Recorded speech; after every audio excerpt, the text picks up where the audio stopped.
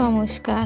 আজকের recipe fried rice তৈরি করার জন্য আমি এখানে বাসমতি চাল নিয়েছি। তাকে খুব ভালো করে ধুয়ে জলে ভিজিয়ে রেখেছি 10 মিনিট।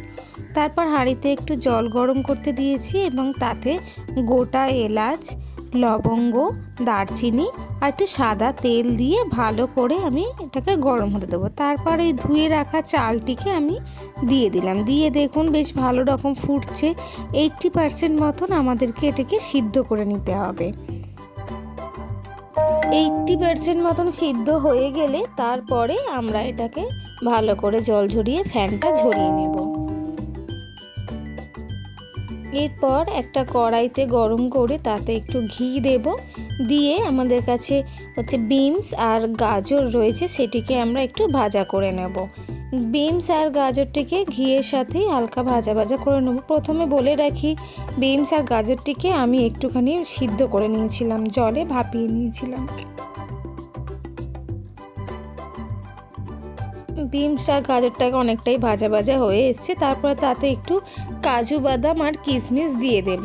কাজু বাদাম আর কিশমিশ দিয়ে আবারও একটু ভাজা করে নেব।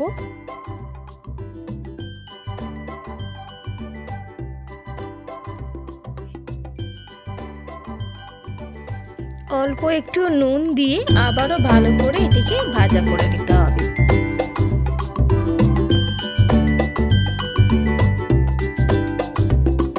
আমার চ্যানেলটিকে ভালো লাগলে একটু লাইক, সাবস্ক্রাইব আর একটু কমেন্ট করে জানিও তোমাদের এই রেসিপিটি কেমন লেগেছে।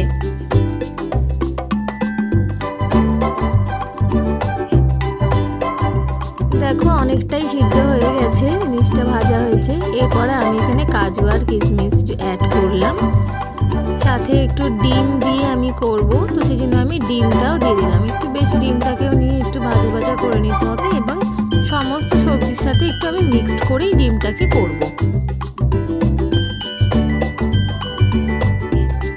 তারপর পরিমাণ মতন আমি চিনি দিয়ে দেব। চিনিটাকে দিয়ে আবারও সবজির সাথে মাখিয়ে নিতে হবে। তারপর এখানে আমি টমেটো সস অ্যাড করছি। এবারে দেখো ওই সবজির মধ্যে আমি রাইসটিকে দিয়ে দিলাম, দিয়ে ভালো করে আমি নেড়ে চেড়ে ভেজে নেব। আর সামান্য একটু ঘি দিয়ে আবারও আমি ভালো করে নাড়াচাড়া করে নেব।